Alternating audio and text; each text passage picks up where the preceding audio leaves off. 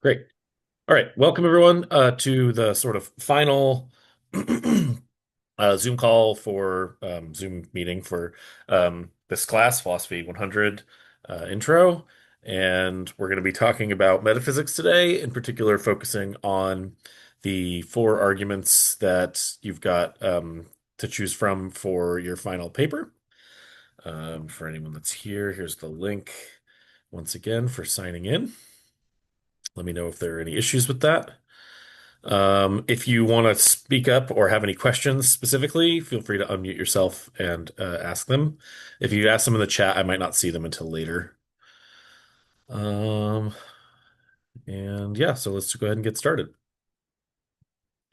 All right. So the point of the class that we're at now nearing the end, we started off talking about ethical issues, in particular focusing on abortion. And in the abortion discussion, one of the issues that's kind of set to the side is the question of whether or not something counts as a person, uh, assuming that a person is the kind of thing that has rights, and so that there are like moral considerations that are important for taking care of a person, giving a person sort of, their right to life or something like that. Whereas we took like Thompson's view is she just assumes that the fetus is a person, and shows that even in such a case, there might still be legitimate, permissible situations under which an abortion uh, uh, could happen.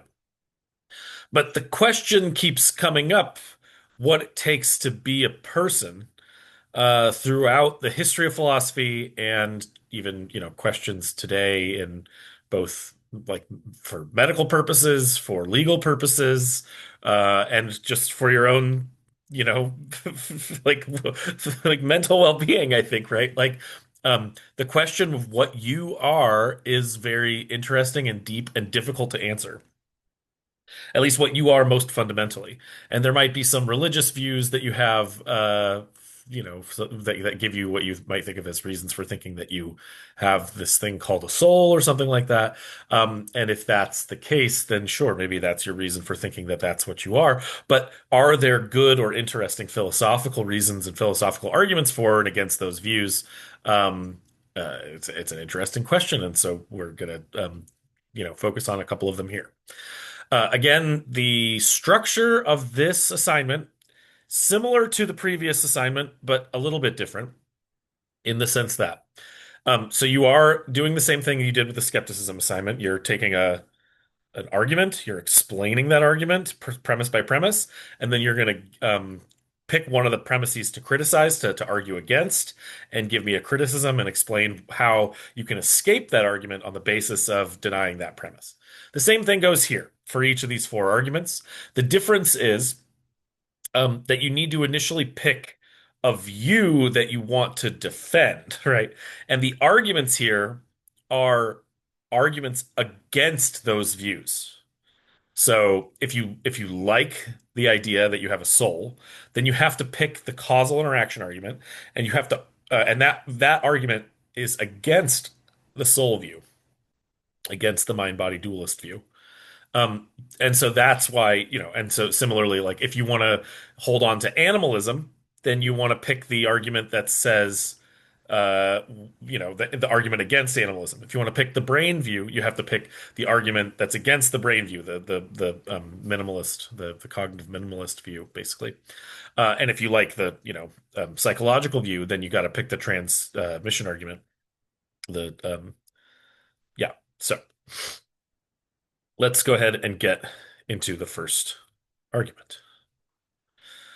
All right, so the causal interaction argument against dualism. Remember that the dualist view says that there's a fundamental distinction between mind and body, between the mental stuff and the physical stuff, or whatever a soul is, and these bodies, right? Like, so the dualist view in general can accept that what I am in some way in my physical form here is this body that has like a soul or something attached to it, or in some way. But then the idea is supposed to be that what I am most fundamentally is that mental stuff, that soul stuff, right? So Descartes famously says that he can conceive of a situation in which His mind continues to exist, but his body doesn't.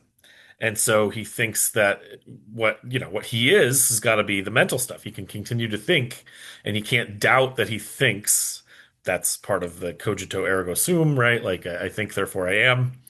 And so he thinks, okay, well then that means that I must not be my body if I can imagine that my body and my mind could be separated.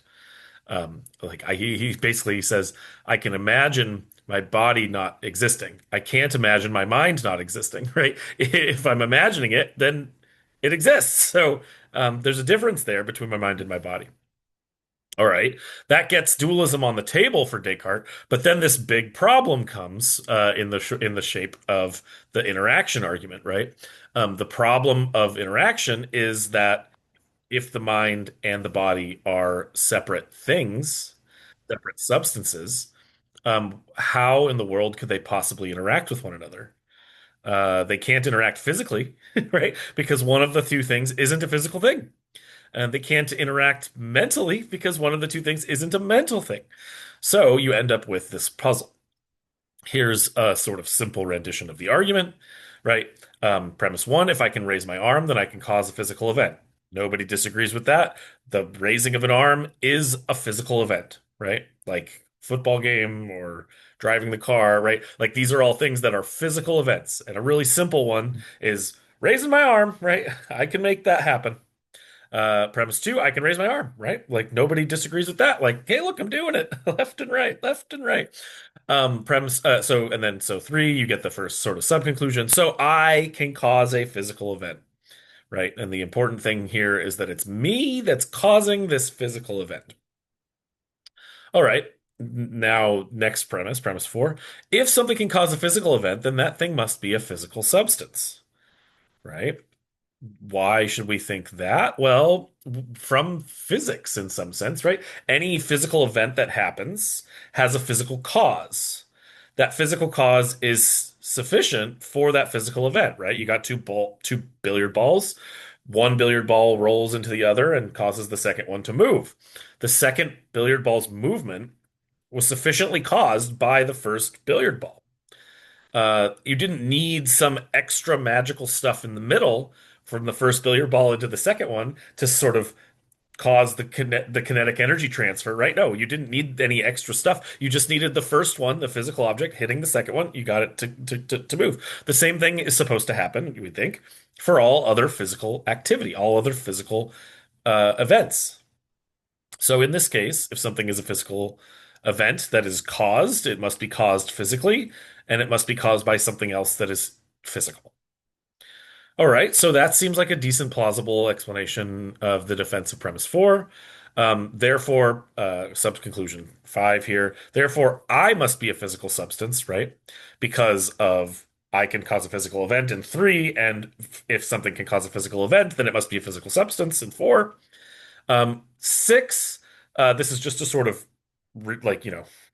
rule out this possibility. No mental substance is a physical substance, right? You can't have something that's both that counts as a physical substance that also counts as a mental substance. That's just a tenet of Descartes' view. There are some people nowadays that accept what we call like a property dualist view, where the idea is that there are things that are out there, substances, that have different properties, right? They have mental properties and physical properties. Um, uh, there's a famous guy named Chalmers that has this kind of view. Um, and so that might be like a way out of this argument where you could still be a kind of dualist, but in that case, you're not a substance dualist. You're not saying that you are the mental stuff, right? In that case, you're kind of one thing that has different aspects or different properties. No, in this case, no, the idea is like, no, look, mental substances cannot be physical substances. They are distinct entities, distinct kinds of things. So to deny premise six would be to give up on dualism. Uh, and then so finally seven. So I am not a mental substance. And that's the problem for the view because the view initially claims that you are a mental substance, right? With the argument here shows that you're not. All right. Um, if you like the dualist view, or if you truly believe that you have a soul and you have and you want to accept this view, the view of dualism, or the view of what you are most fundamentally is that you are an ensouled creature, a thing with a soul. Um, then you have to figure out a way out of this argument. And this argument is tricky and has been around for quite a while now. In fact, I'd say this argument is maybe one of the most influential for uh, taking sort of, if you take like a semi-scientific point of view on the world and say, look, like physics is telling us the truth about how reality is, it's really hard to then say, I am a creature with a soul, because we don't know where souls are. We don't know how they work. We've never run into one, right? They're non-physical entities. And if you accept that, pretty much everything's got to be physical, this is a good argument against thinking that there are souls, or thinking that we are souls in some way. So people have been, on about this argument for hundreds of years now. Um, but if you want to deny it, you got to pick one of the premises to say, nope, that's not true, right? This is a valid argument. It's logically valid, which means that the premises, if true, guarantee the conclusion to be true. And three of these of the seven here are just conclusions already, right? So you can't deny either three, five, or seven here, because those, in order to deny, if you deny three, then you have to deny either one or two. If you deny five, then you have to deny either three or four, which if you deny three, then you have to deny one or two. And then if you deny seven, you have to deny either five or six. But to do that, right, if you can't deny six. Six, like I said a second ago, is just the acceptance of the dualist view. If you deny six, then you're not a dualist in the normal sense. You don't actually believe that you are something that is non-physical, right? Um, and denying five would require you to have to, deny four or three, or which would again have to make you deny one or two. So you got to pick a premise between one, two, and four. Six is on the table, but really it's out because, like what I said a second ago. Um, so one, two, or four are the only ones that you can actually deny to try and actually get out of this argument. So what are you going to do? Well, premise one and premise two are pretty damn hard to see how you could deny them, right? I can raise my arm, yeah, and everyone accepts that, like, what an arm raising event is that it's a physical event. I mean, it'd be, unless you're like a crazy skeptic, or you think that you're like in the Matrix or something like that. You're like, yeah, this is not a physical event. Like, even in that case, like, you would seem that you'd want to be able to say, well, if I raise my arm in the real world, then I'm causing some kind of physical event in the real world. And that would be fine, right? Like, so holding off skeptical scenarios on the side. So four looks like it's the only actual premise that you can try to deny. Um, and that one is still kind of difficult to see how you can deny it, right? So if something can cause a physical event, then that thing must be a physical substance. Well, this is a conditional statement. It's an if-then statement. It says if P then Q, right? So, and we know from previously discussing these things that in order to deny a conditional statement, one has to come up with a situation in which the antecedent is true, but the consequent is false. That means come up with a situation where it's true that something can cause a physical event, right? It's true that the if part is true, but it's not true that the thing is a physical substance. And so if you can come up with a case of stuff like that, that's not already a dualist case, right? Not already like um, mental stuff causing physical stuff, right? Because that would be a question begging situation. You can't just say, yeah, of course I can deny premise four because I'm a soul and souls cause my body to move, right? Like, no, that's to give up the ghost basically here in this case. You got to come up with a different kind of case and then say, hey, this other kind of case where a physical event is being caused by something that doesn't look like it's physical, um, that kind of situation is akin to mental substance causing physical activity, physical event. Um, that might be the case. So if it's possible for some non-physical thing to cause a physical event, then we can deny premise four and say, hey, maybe mental stuff, if we have a good reason for thinking it exists, maybe mental substances do cause physical events in the same kind of way that this other non-physical thing can cause a physical event. So what exactly could you possibly point to that could be a non-physical thing that can cause a physical event outside of the possibility of there being some kind of a soul? Well, there's lots of things that are, we might think of them as like not really physical or quasi-physical or something like that. I mean, and what I mean by this is things like, okay, so think about like money. Money nowadays doesn't physically have to exist. You don't need green paper or gold or anything like that to have a bunch of money. Money is like a number in a computer system somewhere. And maybe the number in a computer system is sort of um, a real thing, right? But the number in a computer system isn't actually your money. It's not the physical thing. It's the representation that of the money at the bank, and the bank that lets the bank know how much money you are supposedly have. The money itself is like a non-physical thing, but money is very causal, right? Like there's non-physical stuff that you can use to buy things, to eat food, to have physical, you have a computer in front of you. That thing costs money. Well, what is money? It's not a physical stuff. It's some kind of non-physical stuff. Now we see. Maybe if that doesn't, get you going and thinking this way, because money used to be physical and now it's not physical. So maybe money is just this like fictional thing that we've invented. Well, there we go. Fictional characters are another case. Fictional characters don't really exist.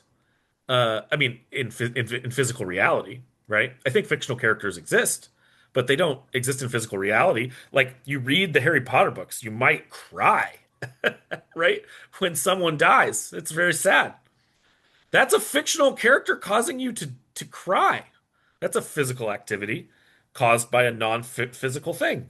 The story itself, right? It's got the physical representation in the book, but the story itself is not a physical thing. It can be told, it can be listened to, it can be written down, whatever. Like all of those things are, the story itself is the thing that's causing you to cry, not the ink on the paper or the sound that is hitting your ear. Those are physical things, but it's the story itself that's causing the physical event. Similarly, I think like to sort of take the money analogy even further, um, economies, like what in the world is an economy? It's definitely not a physical thing. Maybe there's like physical parts to it that have to do with the money and the businesses and all of these things interacting with one another, trade, right? International relations. Economies are a kind of thing that are extremely important for our well-being, right? For if the economy crashes, people might go hungry. Going hungry is a physical event. The economy crashing is not a physical event. So it seems like there's things out there that might be non-physical that can cause physical events. And if that's true, then premise four can be false. But in explaining that in relation to this argument, you have to say something like why we should think mental substance causing physical action is in any way similar to something like the economy crashing causing people to go hungry, right? Like there's an analogy, you got to draw some kind of analogy here between the non-physical thing causing the physical thing and the supposedly non-physical thing that exists, which is the mental soul and the physical body. Because these things seem like they're even more closely knit, right, than the economy crashing causing people to go hungry. It seems like the economy crashing has a trickle down effect with a bunch of intermediates, whereas like my mental action telling me to raise my arm, it's like, whoa, that's quick, right? Like that was straight away. I knew to raise my arm. I didn't have to think too hard about it. All right. Does anyone have any questions about this particular argument? Generally, a lot of people focus on this argument because a lot of people believe in souls still, and that's fine. And power to you if you want to pick this argument. I think this is a difficult argument to argue against, but it's an interesting one, and there are good reasons. I think there's good. I think what I just sort of presented is a good enough reason to deny this argument as an argument, but it's not a great reason because it doesn't sort of like fully understand what this mental substance I think is supposed to be in the kind of grand scheme of things. All right. No questions. Let's move to the next one. So I'm going to skip the fission arguments until the end. And I highly recommend if you like the psychological view, that's fine. You can pick the fission argument to give the argument for. It's a very, very difficult argument to give. So if you are in the middle between the psychological view and any of the other views, the easier paper to write is going to be any of the other views, right? So that was the first one, the causal interaction argument with the soul view or the dualist view. Next, we're going up against the argument against animalism. So, if you believe that what you are most fundamentally is a human animal, then great, you want to take this view and you want to try to argue against it. And remember, in this, or you want to try and argue against this argument here, which is the argument against animalism. So, there's too many against there, too many negatives. Remember here, what you want to do. Well, basically what's going on is we've got animalism as a view. Animalism says what you are most fundamentally is an animal. That basically just means that your metaphysical kind of existence conditions are the existence conditions of an animal, the human animal that you are, right? So you came into existence when the human animal that is you came into existence, probably gestation. And you'll go out of existence when the human animal that is you dies and becomes a corpse, right? Um, and that seems about right in some respects, right? There's lots of good reasons for thinking this. In fact, one of the good reasons is that this view takes on the too many thinkers challenge pretty easily, right? If you are the animal that's sitting there, and then there's also this other thing that is like the psychological thing, or the soul thing that's sitting there. Well, it seems like the animal does some thinking, but it also seems like you want to say like the soul also does some thinking in that case, and so they you can get confused, or you can get accused of having too many thinkers in the same spot as you are, right? And that's the too many thinkers argument basically. But the too many thinkers argument revisited is like, hey, let's take this argument again, like that's for animalism, and turn it on its head and say, actually, this argument also makes it look like animalism itself falls victim to the too many thinkers argument. And that's because our brains are the things that do the thinking. So here's how the argument goes, right? Too many thinkers revisited. Two preliminary claims. One, your brain is the central organ in your body that is involved in thinking, your thoughts. And two, your brain is not itself an animal. It's only a part of an animal. So you can't sort of say, like, oh, yeah, I'm thinking with my brain, but my brain is its own animal. No, that doesn't work. And you also can't say, like, oh, my brain isn't the thing that's. Well, so, like, yeah, if you accept that your brain is the central organ involved in thinking your thoughts, right? Okay, great. Premise one, there's not more than one thing thinking your thoughts. It would be weird if there was more than one thing thinking your thoughts at the same time in the same way, right? Like there's just one thinker, is the general idea. Premise two, if you are not the thinking brain that's thinking your thoughts, then there is more than one thing thinking your thoughts. Great. So conclusion, so you must be the thinking brain that is thinking your thoughts. Okay. So how this denies animalism because it says, look, if animalism is true, then there's an animal located where you are thinking your thoughts, and there's a brain located where you are thinking your thoughts. And that's too many thinkers. We can't have the whole animal thinking the thoughts and the brain thinking the thoughts at the same time. There's only one thing thinking the thoughts, right? It's like saying, like, look, like when you're where you're sitting, it's your heart that's pumping the blood, right? It's not the animal that's pumping the blood. It's the heart. The heart is the organ that's involved in pumping the blood. It's the thing that does all that work. And so it's the thing that's pumping. The brain is the same way. The brain is the thing that's thinking.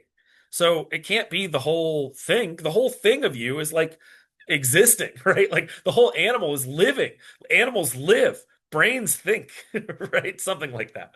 Um, That's the general idea here with the argument, and I think it's pretty convincing. It's convincing enough to me.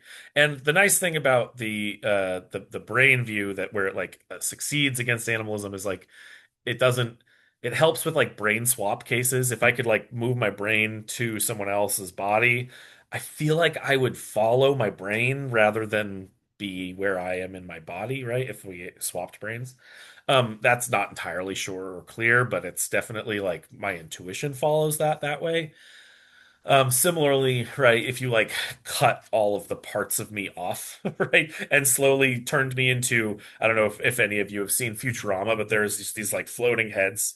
They're in like glass cases, right? And they just sitting in like formaldehyde or something, and then they're talking, but they're still able to be there. If you could just cut me down to my brain, right? Stick my brain in a vat and plug it in with electrodes, I think that I would still be there, right, in some way, but then that makes me my brain and not the animal that is.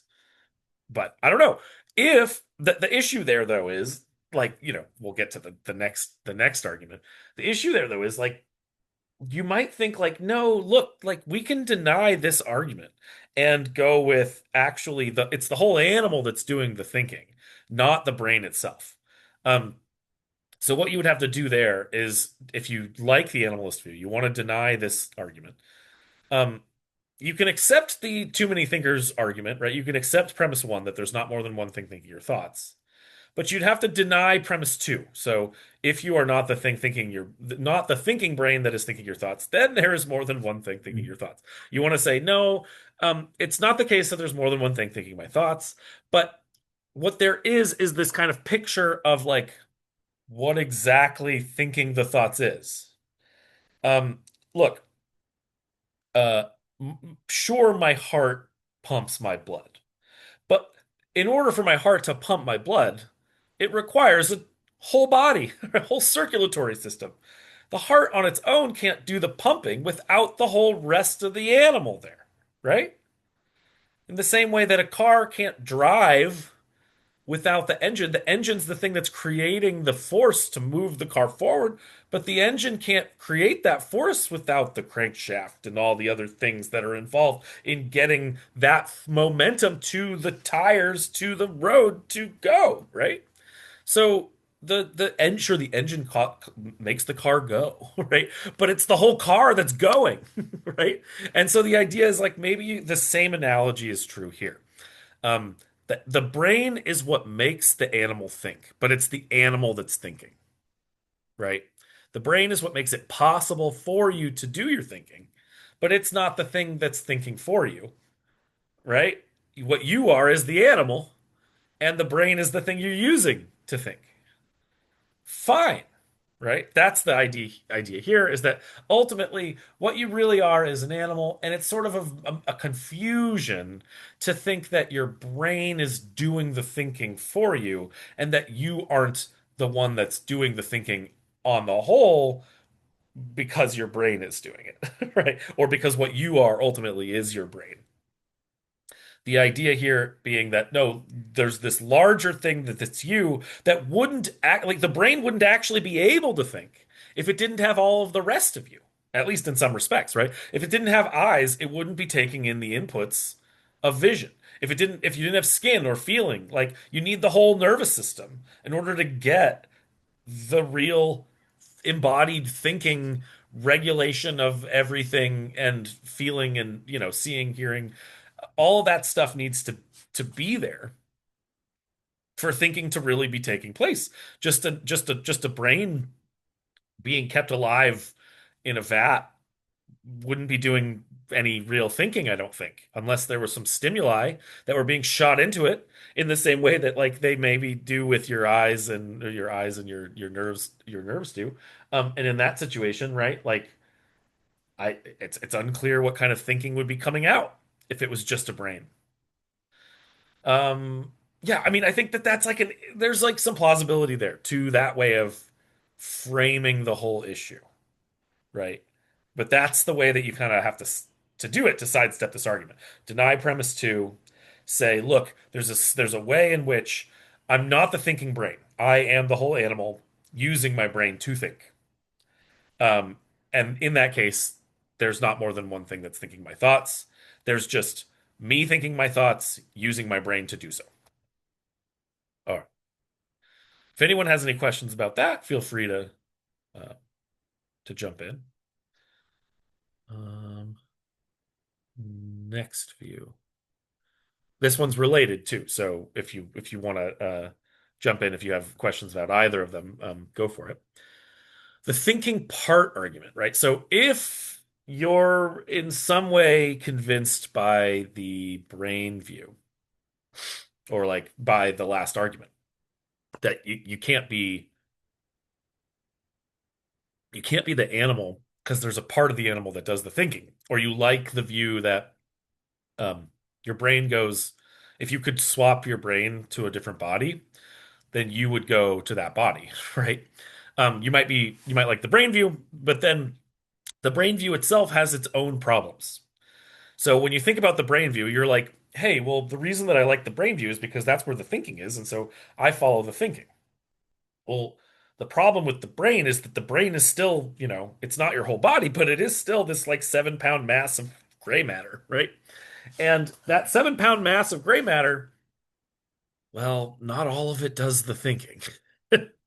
And if the reason that you were like, hey, the thinking part moves from this body to that body when you swap people's heads or something, then it's like, okay, yeah, great, but how much of it do you need to move over? Move over there. Could you just take a hollowed out shell of a brain and move it from one body to the other, and you'd still get the thinking, the person moving from one to the next? Um, that's the problem here, right? So the problem here, the thinking part argument says, look, the intuition that I had all the way along this line is that what I am is a purely thinking thing. I am this thing that I can't deny that I am a thinking thing, right? I think, therefore I am. I know that I'm a purely thinking thing. I can imagine all these scenarios in which the thinking, like everything else gets cut off of me, but the thinking is still there, and so that's what I am. Okay, great. Well, I'm a purely thinking thing. So that seems to commit me to premise two. If something X is a purely thinking thing, then all of X's parts are directly involved in thinking. Great. That seems plausible because the idea is like, well, look, if you've got an extraneous part that's not involved in thinking, cut that part off, and it still looks like I'm there, right? You haven't killed me. If you cut that part off and tossed it, or if you pare me down to the just the necessary parts of thinking, and you move me from one body to the next, whatever I need to sort of stay alive in that situation, great. None of those other parts are involved in thinking, so they're not me, right? Okay, well, oh great. Now we got premise three. Most of my brain is directly not directly involved in thinking. Okay. That seems true. There's a lot of my brain, isn't it? It's like basically all of the thinking happens in the synapses on the outside of your brain. The inside of your brain is like gray matter. It's a lot of places where there's a lot of blood vessels that gets the blood and the food that your brain needs to do the thinking. But the actual thinking happens on the gray matter on the outside. It's part of why like your brain's so wrinkly, right? And then like why different animals have more or less wrinkly brains, right? The more wrinkles, the more synapses, the more surface area for the brain to do the thinking that it's doing. All right. Premise four, or first conclusion. So my brain is not a purely thinking thing. And then final conclusion. So I am not identical to my brain. What I am is not my brain. All right. So from one to five, I am not my brain if I am a purely thinking thing. Okay. Well, what am I supposed to do there? This seems tough, right? Like, um, there's like how do you get out of this kind of argument? Well, from the initial assumption that what I like, we followed the line down from I'm a thinking thing, so it must be my brain, to now like, well, maybe I'm just a part of my brain. If you want to deny this kind of argument, you've got to say, look, um, either I what I am is not a purely thinking thing. I'm something bigger than the parts that are purely thinking. Or you've got to somehow deny premise two here that says that it's possible for something to be purely thinking without all of its parts being part involved in thinking. I don't know how you do that very well. Premise two is pretty difficult. to deny. Um, because it sort of depends on the definition that you want to give. So, like a definition of being a purely thinking thing. Really, premise two is kind of just trying to give a definition of what it is to be a purely thinking thing. It says being a purely thinking thing is having all your parts involved in thinking, or directly involved in thinking. There's this really interesting question of like what the hell it means for to say that something is directly involved in thinking. So maybe you could say something like, look, all of the parts of my brain are directly involved in thinking. Deny premise three. Um, but I don't know how you actually get onto that because, again, like I said, there's all this gray matter and all these blood vessels and things that are involved in your brain that don't look like they're involved in thinking. They may be like involved in getting your brain to think, but they're not directly involved in the actual thinking. Like the idea is like imagine you could swap out that blood vessel or swap out the blood even that's in your brain for some kind of synthetic blood that worked the same, that was functioning the same. If you can swap those things out, then they don't seem necessary for the thinking. The issues comes when like if you're swapping out like actual brain, thinking matter, you're swapping out actual like neurons and then that are doing the thinking, well, then a new neuron is going to have, it's going to be a different thought, I would think, right? Maybe. I don't know.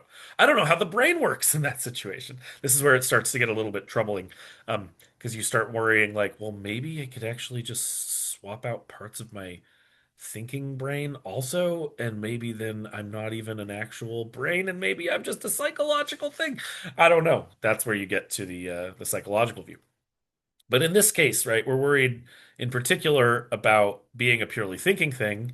And so if you want to deny ultimately in the end that what you are is a purely thinking thing and you want to say, actually, no, I am a brain, well, then you run another risk. So you could deny premise one and say, look, I'm a purely thinking thing, or I'm not a purely thinking thing. I'm a brain. I've got the thinking parts and I've got the things that support the thinking parts, and I need those things to be too, or those things are part of me too, sort of fundamentally. Well, if you accept that, then why do you accept the brain view instead of the animalist view?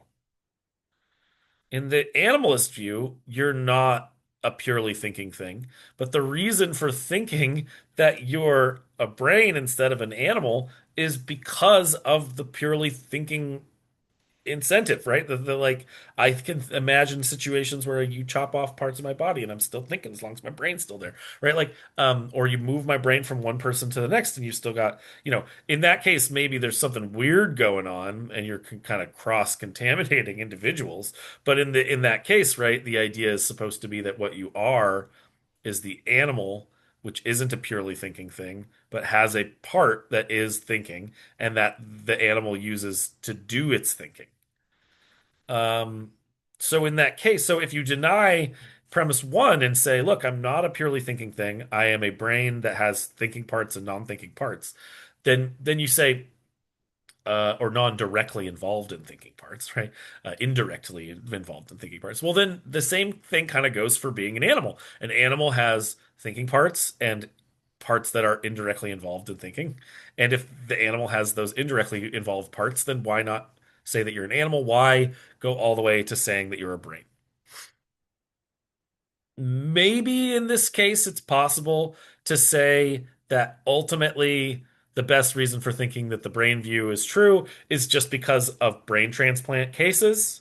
And so, like, I don't want to say that I'm the whole animal because of the possibility of brain transplant or head transplant cases. Um, but in that case, yeah, you start to get it starts to get confusing, like where the animal stops and the brain starts. And you end up with these same kind of issues here, right? Like, what if we take the core of someone else's brain, and just cut out the top part of your brain that matters for thinking, and then we put that part on the other person's part when we're doing this weird half brain transplant, and then do you have an intuition now that your thinking follows you with that weird brain transplant? I don't know. I start to lose my intuitions that actually follow the little thinking part of my brain. I mean, maybe I do. I don't know. Like, no, this is where like intuition breaks down because these cases start to get so weird that it's like, well, I don't know what I think. And why should I trust that my intuition actually gets the answer correct in this case? Just because I feel a certain way about what seems more plausible to me doesn't mean that it actually is more plausible. Um, so yeah, so you run into that problem. There is, I think, defensible position here. I actually really like the brain view. I also really like the thinking part view, but the thinking part view starts to get real weird, real quick. I mean, really, what it just says is that you're not even, you're like a little tiny part of your brain. You're like 10% of your brain is what you are, because that's the part that's doing the thinking. Oh man. All right. So that covers the sort of three, I think, really interesting and good arguments that are worth writing a paper about. The fourth one is up there though, and I will now go through it but it is a difficult paper to write because there's a lot of moving parts, a lot of philosophically interesting moving parts. All right. Any questions about the thinking part argument or the animalist argument or the soul view? I guess not. So let's move on to the fission argument. So the fission argument. So okay, so maybe you are at the level of like the thinking part argument. Okay, maybe I'm just this like outer shell of a brain, right? And then you run into this other problem, like, oh man, well, what if some scientist invents an artificial neuron and they can take the neuron and they can take my brain, like my brain neuron and the artificial neuron, and they can like make it look the same, right? So like my actual neuron would function this way, if this electrical current went into it, it would do this thing, and so on and so forth. And the artificial neuron, they can make it look exactly the same. They can make it do all the exact same functions, and then they just swap them, right? They take a neuron out of my brain and they put the artificial neuron in its place, and then it just seamlessly functions perfectly in the way that it would. Great. If that's possible, then why don't you just slowly do it to all of your brain, right? All the thinking parts of your brain. Like you slowly swap every neuron out and you end up with all these artificial neurons and you end up with an artificial neuron brain, a whole artificial brain that's doing exactly the same thing that you were doing beforehand, right? Because they're all functioning exactly the same way. Oh no, now it looks like you're not even your brain or the part of your brain. You're just it's like electrical firings on this neural net that is now artificial. Oh man. Okay. If that's the case, then maybe even we could like upload your neural net to the computer, to the cloud or something like that, and run you on a simulation, and you could be thinking virtually without even having a body of some. I don't know. I don't know how that's supposed to work, but that's, sci-fi and fun to think about. Along those lines, people think, okay, well, I can't be, I'm not a physical thing. Again, like the soul view, but I'm not a soul. I'm something else. I'm like a psychology. I'm a psychological continuity. I am the thing that was born and started like, came to and woke up and started psychologically entering the world and seeing the world and perceiving the world and interacting with the world. And I'm going to continue on psychologically until my psychology goes away, when my brain finally dies, or if I get uploaded to the internet, maybe I could live forever. Um, that's the thought here, is that there's something more. There's like, what I am most fundamentally is a psychology, and it doesn't matter like what the hardware is, right? What matters is the software. I am the software, and so really, the software can continue on running on any different kind of hardware as long as it's still running, right? And as long as it's still running, then great.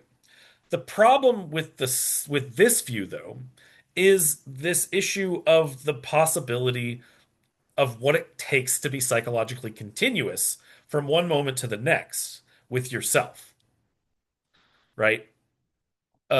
Psychological continuity, we all think of ourselves as currently psychologically continuous with our baby selves, right? I am currently the same person that was once a 3-year-old, right?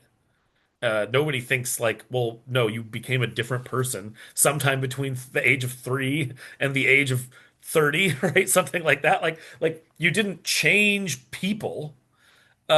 you grew psychologically as a person. You came to understand different things. You had different emotions, but it was the same individual that had all those things and has all those memories and everything that goes all the way back. So it's having the exact same psychology that makes you you and other people other people.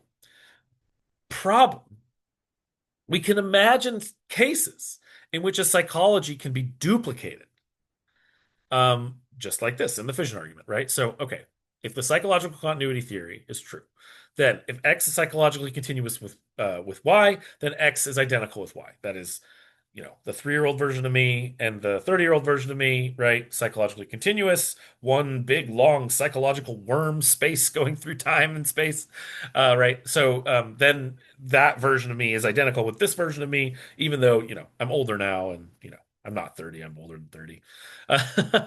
All right. Premise two, A is psychologically continuous with B, right? Fission case. We've just got one person and another person. And the idea is we've imagined the scenario in which A gets into a teleportation device, and the teleportation device is supposed to drop them off, like, right, they get in LA and it drops them off in New York City. That would be awesome. Can't wait for teleportation devices. Right, you get in one place and zip, and it basically like disintegrates you in one place and reformulates you in the other place. Okay, great. Three. So if the psychological identity theory is true, then A is identical with B. Perfect, right? A is psychologically continuous with B, so A is identical with B. Um, A is also psychologically continuous with C. Problem arises, right? We've got this machine, you know, you get in it, A gets in Los Angeles, zoop, they get disintegrated, zoop, they get, reconstituted B in New York. 10 minutes later, though, zoop, they also get reconstituted C in Chicago. Well, if the psychological identity theory is true, then A is also identical with C. Problem, right? Right. A and C are psychologically continuous, so they're the same person. Um, well, problem. If, the law of transitivity of identity says if A is identical with B and B is identical with C, then A is identical with C, or B is identical with C in this case.